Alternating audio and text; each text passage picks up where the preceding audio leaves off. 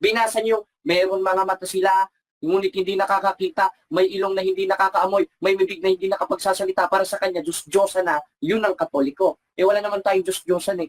Kayo ang may Diyos-Diyosan dahil Diyos nyo may puwet. Pero mo yung Diyos, nilagyan mo ng puwet, ano yung tatais sa langit? Kaya, ngayon mga kapatid, gigibain natin yung binasa niya at papabalakin natin sa kanya. Ngayon, sabi niya, paggawa pa lang o yung pagbibihis, doon sa mga ribulto ay pagsamba na. Hindi kayo mismo yung unang sumasamba. Bakit? Ito, malinaw na malinaw, ipinaprint ko. Ito ay piyesta ng Diyos sa MCGI. Nakita ko ito, ribulto ni Daniel Rason. Klarong-klaro, ribulto ni Daniel Rason sa piyesta ng Diyos ng MCGI. May matang hindi nakakakita, may ilong na hindi nakakaamoy, may bibig na hindi nakapagsasalita, may paang hindi nakakalakad. Anong ginawa? Binihisan. Dahil hindi naman magkukusang magdamit yan eh. Ngayon, yung sinabi niya kanina, papabalikin natin sa kanya. Ang tawag dito, boomerang. Sabi niya, pagbibihis, pagsamba, yung pagpuposisyon, pagsamba, yung paggawa, bawal ng Diyos. Eh di kayo na mismo unang-una lumalabag sa sinasabi mo.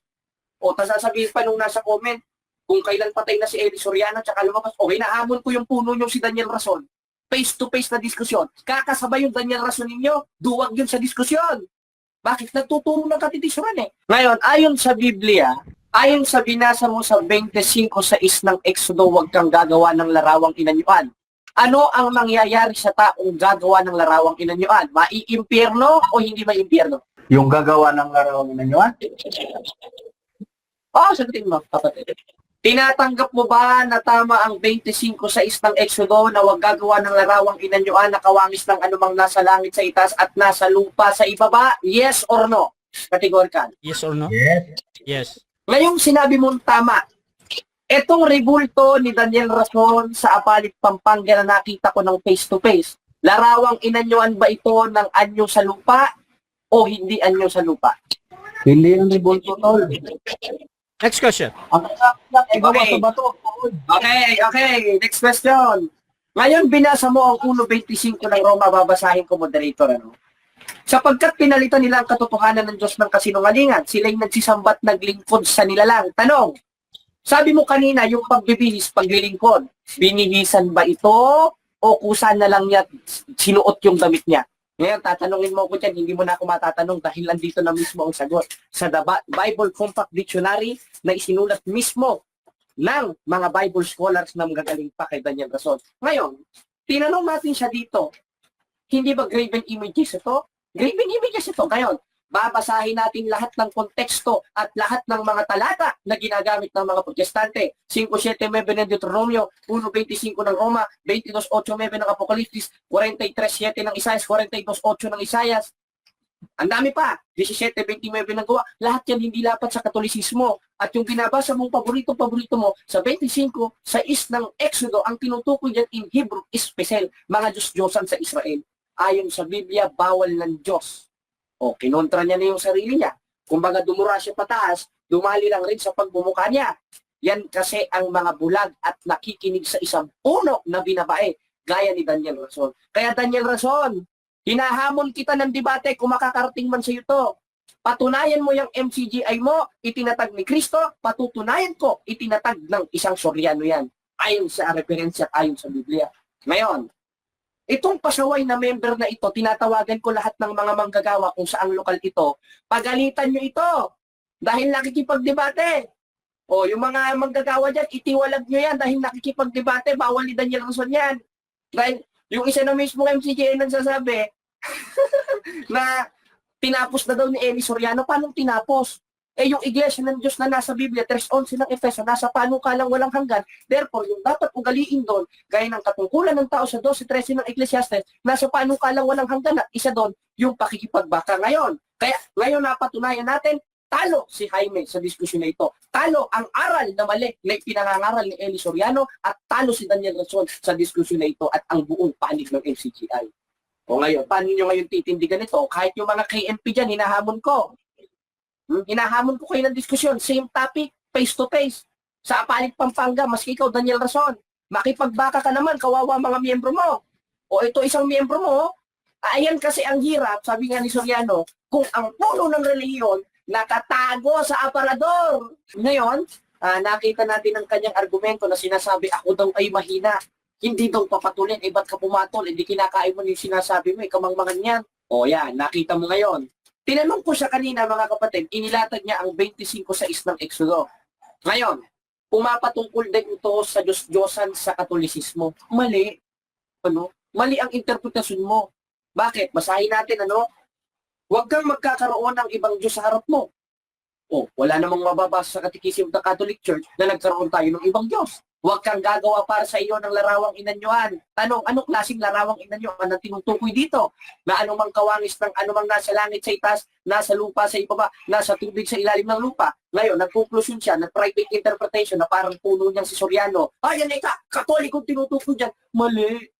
Dahil ang subject of the sentence dyan in Hebrew is pesel. At yung pesel, ang pesel, yun ay Diyos-Diyosan sa Israel. Hindi naman kami sumasamba sa Diyos-Diyosan . Katunayan, in our Catholic faith, page 220 o 220, we do not worship the saints. And according to the Catechism of the Catholic Church, we worship only the one God in three person, Father, Son, and the Holy Spirit. At yun ang sinasabi sa Santissima Trinidad. Ngayon, balik tayo sa tema. Binasa niyo, meron mga mata sila, ngunit hindi nakakakita, may ilong na hindi nakakaamoy, may bibig na hindi nakapagsasalita. Para sa kanya, Diyos-Diyosan na, yun ang Katoliko. Wala naman tayong Diyos-Diyosan . Kayo ang may Diyos-Diyosan dahil Diyos nyo may puwet. Pero mo yung Diyos, nilagyan mo ng puwet, ano yung tatais sa langit?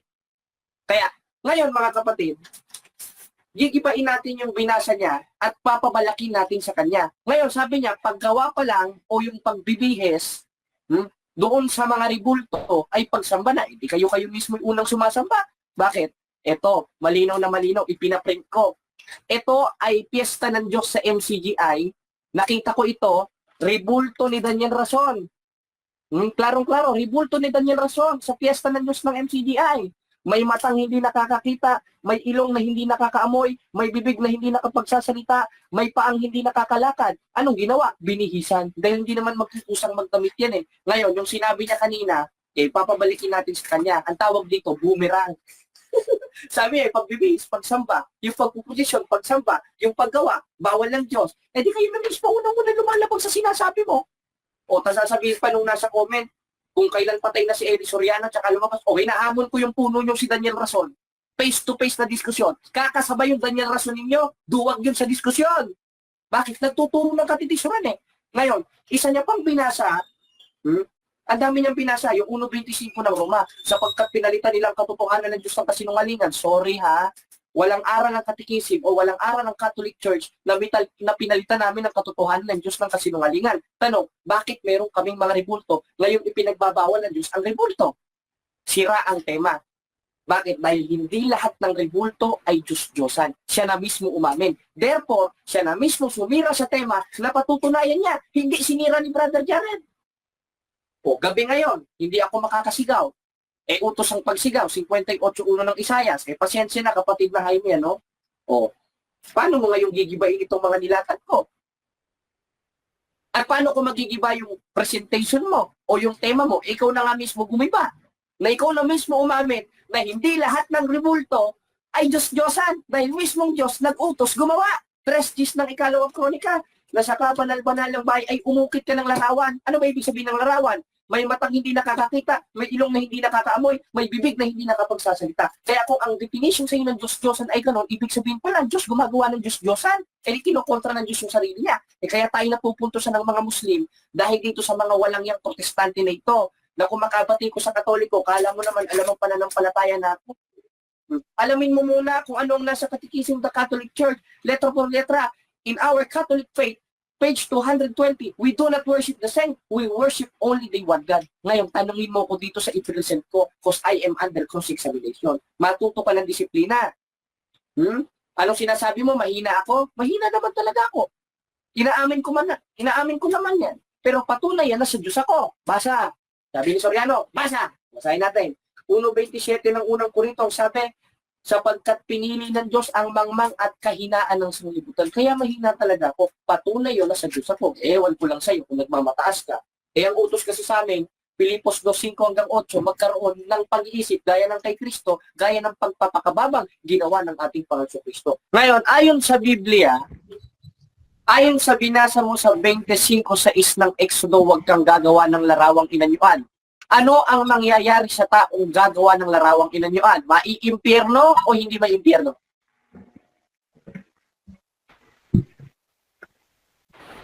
Yung gagawa ng larawang inanyuan? Oo, sagutin mo, kapatid.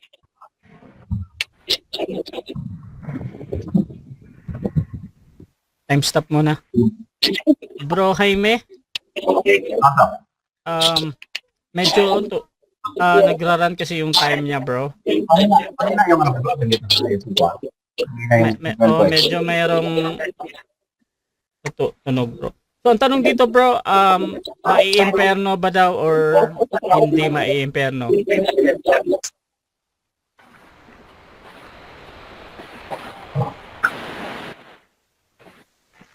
Wala na, moderator, natulog na ata. Hindi, nag-ano lang yan. Bro Jaime, bro? Hello, bro. Ayan. Bro, Narinig ako, bro? dinig ka, bro. So, ganito na lang. Pakiulit nga, Brother Jared, yung tanong mo, bro. Ulit ang tanong, ano? Siguro, ito na yata kinatuparan ng 4-4 regalo. Ang tanong ko, yung mga gumawa ng mga larawang inanyuan ayon sa 25:6 ng Exodo, maiimpyerno ba o hindi maiimpyerno? Kategorikal. Ang nakalagay sa talata, walang nakalagay na impyerno, pero ang sinabi ng Diyos, Objection, moderator? Stop. Objection tayo. Anong objection, Ang Brother tanong ko Jared? na kanya napakasimple, moderator. Ang Mm. tanong ko napakasimple, hindi niya napakinggan. Yung gumawa pa ng larawang inanyuan, gaya ng nasa 25:6 ng Exodo, maiimpyerno ba o hindi maiimpyerno? Ganun lang naman kadali yung tanong ko, Okay. di pa masagot. Okay. So, ang pagpipilian dito, Brother Jaime, maiimperno or hindi maiimperno. Kung hindi ka makapili, bro, pwede kang sumagot ng 10 seconds. Gagamitin mo ba or mamimili? okay, objection, bro, objection. Kasi Sige, ang counter nakalagay, objection, bro. Proceed. ang nakalagay kasi sa talata, walang nakalagay doon na impyerno eh. Okay. Ngayon, kung sasagutin ko yung Moderator. impyerno, Wait lang, bro. Jared, wala. Ang tanong niya mali eh. Okay. Wala naman nakalagay doon sa Exodo 20 na may impyerno din. Wala naman impyerno nakalagay. Okay. Bakit? So, ganito na nga. Magde-decide muna ako, ha. Doon kay Jared, bro, yung tanong niya, tinatanggap ko talaga yun na valid question. Kahit pa para sa'yo ay tama o mali. Ngayon, ang importante sa akin, bro, yung pagpipilian. Kung hindi ka makapili doon dahil merong something doon sa tanong, pwede mong gamitin yung 10 seconds, bro. So, gagamitin mo ba? Or next question? Next question na, bro. Next question. Brother Jared, next question. Okay, next question. Ngayon, tinatanggap mo ba na tama ang 25:6 ng Exodo na huwag gagawa ng larawang inanyuan na kawangis ng anumang nasa langit sa itaas at nasa lupa sa ibaba? Yes or no? Kategorikal. Yes or no? Yes. Yes. Okay, next. Okay, ngayong sinabi mong tama, etong rebulto ni Daniel Rason sa Apalit, Pampanga na nakita ko ng face-to-face, larawang inanyuan ba ito ng anyo sa lupa o hindi anyo sa lupa? Hindi yung rebulto, tol. Ano yung tanong mo? Ang rebulto. Objection, moderator. Objection, moderator. Time stop muna, time stop. Objection muna. Unahin natin yung objection, Brother Jaime, ha? Naka-time stop naman. Brother Jared, ano yung objection mo, bro? Wala naman ako sinabing hindi rebulto eh. Ang tinatanong ko sa kanya, Brother Rasha, kaalinsabay yung sagot niya kanina sa 25:6 ng Exodo dahil ang tanong ko, itong rebulto ni Daniel Rason o Daniel Rason sa Apalit, Pampanga na ipinrosisyon ng piyesta ng Diyos na may puwet, larawan ba ito ng anumang wangi sa lupa o hindi wangi sa lupa? Okay. Categorical. Okay, so larawan ng kawangis sa lupa or hindi. Brother Jaime, meron ka bang counter objection or ready ka nang mamili, bro? Meron akong ano, bro, meron akong sige, ganito yun, bro. Mm. Yung pinakita niya picture, no? Yung pinakita niya picture yan. Ang isang ano yan, hindi yan wala namang rebulto ang kapatid na Danilo. So, sagot ako ha, walang rebulto o rebulto na ginawa. Kung hindi yan ay isang Okay, okay. Picture lamang. Bro, wait lang bro ha.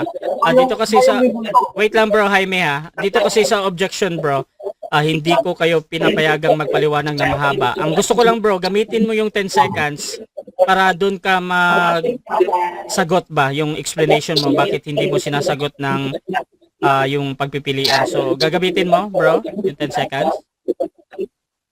Sige, sige. Okay, proceed bro, 10 seconds. Ito yung sagot. Proceed bro. Okay, ganito kasi yan. Wala kasi rebulto mali kasi tanong niya, rebulto sinasabi niya. Ang rebulto kasi made from bato or Next question. wood. 10 seconds. Next question. Okay, ngayon, saan mababasa sa dictionary na ang kahulugan ng rebulto ay kailangan gawa ng sa kahoy? Meron ka bang mababasa? Meron o wala? Hindi dictionary ang pag-uusapan natin sa Biblia. Ang nakalagay sa Biblia, ang graven images nakalagay doon. Gawa sa pinak, bato, at kahoy. Next question. Roma 1:25. Wait lang bro.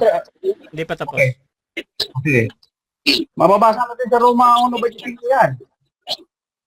Next question. Ang pinak ay gawa Okay. sa bato, at kahoy.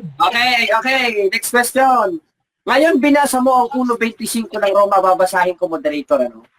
Sapagkat pinalitan nila ang katotohanan ng Diyos ng kasinungalingan, sila'y nagsisambat naglingkod sa nilalang. Tanong, sabi mo kanina, yung pagbibihis, paglilingkod, binihisan ba ito o kusa na lang niya sinuot yung damit niya? Bro, hindi. Hindi daw. Hindi, bakit ka mo? Kaya ay, kung sinasabi mo yung, ang nakalagay kasi sa sa topic natin, rebulto. Ang rebulto kasi bro, hindi gawa ng karton kasi yan eh. Malayo sa rebulto yan ang rebulto. Rebulto made from arak or a stone or a wood. Next question. Kahoy. Next question. 20 Mali seconds. Okay. Hindi nasagot ang tanong. Sunod na tanong.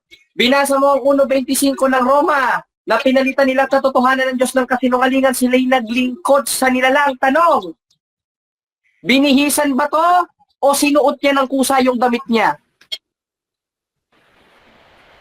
Hindi nga yan Categorical. rebulto. Okay. Objection, moderator. Objection, moderator. Time stop muna. Unahin natin yung objection tapos may counter naman. Bro Jared, ano yan bro?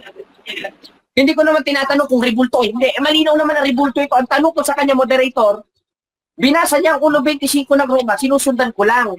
Ngayon, bakit nakasuot ng damit ito? Binihisan o hindi binihisan? O sinuot niya ng kusa?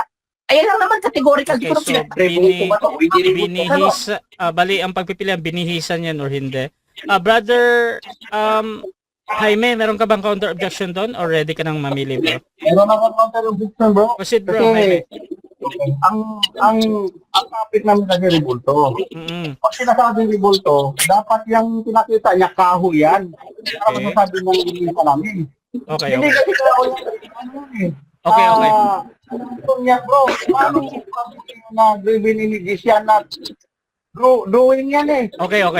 So ganito. Okay na. So magde-decide muna ako bro ha, ganito bro. Sa tanong kasi ni Jared bro, patungkol dyan sa image na yan, sabi niya rebulto. Ako naman hindi ako judge dyan kung rebulto ba talaga yan o hindi. Pero sa observation kasi nang nagtatanong, tinatanggap ko talaga yan as a valid question. Kahit pa nagsasabi ng totoo si Jared na rebulto yan or hindi, or nagsisinungaling siya. Ngayon dito, ang importante ko lang naman ay yung pagpipilian sa tanong. So, Brother Jaime, pipili ka ba na binihisan yan or kusang pusa? Or mag-10 seconds ka, bro? Beyond the benefit of doubt, sige dito. Sagutin kita. Sige, bro. Yung pinakita mo sa akin, hindi yan binitan. Makita mo. Dinodrawing yan eh. Graven images yan. Pero, meron pa akong predicting ano, ganito yan. Hindi siya matatawag. Diyos-Diyosan, bakit ka mo? Hindi naman nilukuran yan eh. Next question. 20 seconds. Okay. Okay, next question. Ngayon, sabi mo kanina, binasa mo ang nasa Isaias, na merong mga mata ang Diyos-Diyosan ngunit hindi nakakakita, may kamay na hindi nakakapaggalaw, at merong bibig na hindi nakapagsasalita. Tanong, meron bang kamay na hindi nakakagalaw ito gaya ng katangian ng Diyos-Diyosan na binasa mo sa Isaias? Meron ba tong kamay na hindi na igagalaw ng sarili niya? Meron o wala? Meron. Meron. Meron, pero ganito. Kahit meron siya, kaya nga sinasabi ko kanina, hindi lahat ng ribulto, mga graven images, o mga drawing, depende Ayun. Time. 5 minutes time. Ngayon, tatanungin niya ako kung anong context sa Greek ng salitang kneel down. Nandito ang context. Ayon dito sa isinulat ng mga Bible scholars o Greek scholars, dito sa The Bible Compact Dictionary, in biblical context, this word is often to use signify an act of reverence worship or deep respect. Dalawa ang konteksto niyan. Dahil ang pagluhod, ayon sa salitang Grego at ayon sa mga Bible scholars na matatalino pa kay Daniel Rason, ay pagsamba at pagrespeto. At yun ang ginagawa ng Iglesia Katolika. Alin? Yung pagrespeto, hindi yung pagsamba. Parang pag-upo. Maraming meaning ang pag-upo. Meron uupo ka, tatay ka. Pero hindi lahat ng pag-upo, tatay ka. Dahil kung ang kahulugan para sa iyo ng pag-upo ay iisa lamang, gaya ng pagtae, ibig sabihin, may tae na rin dito. May tae na rin sa puwet mo. May tae na rin sa puwet ng ating moderator. Kaya, mali ang context ng paggamit nito sa Greek. Ngayon, tatanungin mo ko dyan, hindi mo na ako matatanong dahil nandito na mismo ang sagot. Sa The Bible Compact Dictionary na isinulat mismo ng mga Bible scholars na magagaling pa kay Daniel Rason. Ngayon, tinanong natin siya dito, hindi ba graven images ito? Graven images ito. Ngayon, babasahin natin lahat ng konteksto at lahat ng mga talata na ginagamit ng mga protestante. 5.7.9 ng Deuteronomio, 1.25 ng Roma, 22.8.9 ng Apokalipsis, 43.7 ng Isaias, 42.8 ng Isaias. Ang dami pa, 17.29 ng Gawa. Lahat yan hindi lapat sa Katolisismo. At yung binabasa mong paborito mo sa 25, sa ng Exodo, ang tinutukoy dyan in Hebrew is special, mga Diyos-Diyosan sa Israel. At ang definition ng Diyos-Diyosan sa 8.4 ng unang Korinto, larawan ng mga bagay na hindi totoo. Tanong, totoo ba si Santa Maria? Biblically speaking, historically speaking, totoo. Si San Isidro Labrador, totoo. E di hindi sila Diyos-Diyosan. At ngayon, siya na rin mismo ang umamin na hindi lahat ng ribulto yung Diyos-Diyosan. Therefore, sinira niya na ang tema niya na ano? Na lahat ng ribulto ayon sa Biblia, bawal ng Diyos. O, kinontra niya na yung sarili niya. Kumbaga dumura siya pataas, dumali lang rin sa pagbumuka niya. Yan kasi ang mga bulag at nakikinig sa isang puno na binabae, gaya ni Daniel Rason. Kaya Daniel Rason, hinahamon kita ng debate kung makakarating man sa iyo to. Patunayan mo yung MCGI mo, itinatag ni Kristo, patutunayan ko, itinatag ng isang Soriano yan. Ayon sa referensya, ayon sa Biblia. Ngayon, itong pasaway na member na ito, tinatawagan ko lahat ng mga manggagawa kung saang lokal ito, pagalitan nyo ito dahil nakikipagdebate. O, yung mga manggagawa dyan, itiwalag nyo yan dahil nakikipagdebate, bawal ni Daniel Rason yan. Dahil yung isa na mismo MCGI nagsasabi na tinapos na daw ni Eli Soriano. Paano tinapos? Eh yung iglesia ng Diyos na nasa Biblia, 3:11 ng Efeso, nasa panukalang walang hanggan. Therefore, yung dapat ugaliin doon, gaya ng katungkulan ng tao sa 12:13 ng Ecclesiastes, nasa panukalang walang hanggan at isa doon, yung pakikipagbaka. Ngayon, ayon sa tema, bawal ba lahat ng ribulto ayon sa Biblia? Hindi. Dahil mismong Diyos nagpagawa, ipinalagay pa sa templo. Sa 29 ng unang hari, kanyang inukitan ng lahat ng panig ng bahay sa palibot ng mga inukit na larawan. Ano ba ibig sabihin ng larawan? May matang hindi nakakakita, may ilong na hindi nakakaamoy, may bibig na hindi nakapagsasalita, may tengang hindi nakakarinig. Ngayon, kung ang definition sa kanya ng Diyos-Diyosan ay ganon, Diyos-Diyosan pala ang ribulto ni Daniel Rason. Inamin niya na mismo. Meron ba ekang itong kamay na hindi nakakagalaw? Meron na wala? Meron. Hindi namin yan Diyos-Diyosan ayon doon sa paliwanag niya, pero hindi ayon sa paliwanag ng Biblia. Kaya siya na mismo ang tumalo sa sarili niya, hindi si Brother Jared. Kaya ngayon napatunayan natin, talo si Jaime sa diskusyon na ito. Talo ang aral na mali na pinangangaral ni Eli Soriano at talo si Daniel Rason sa diskusyon na ito at ang buong panig ng MCGI. O ngayon, paano nyo ngayon titindigan ito? Kahit yung mga KNP dyan, hinahamon ko.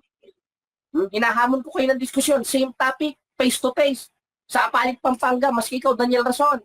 Makipagbaka ka naman, kawawa mga miyembro mo. O ito isang miyembro mo, ayan kasi ang hirap, sabi nga ni Soriano, kung ang puno ng relihiyon nakatago sa aparador. Nakatago sa aparador si Daniel Rason.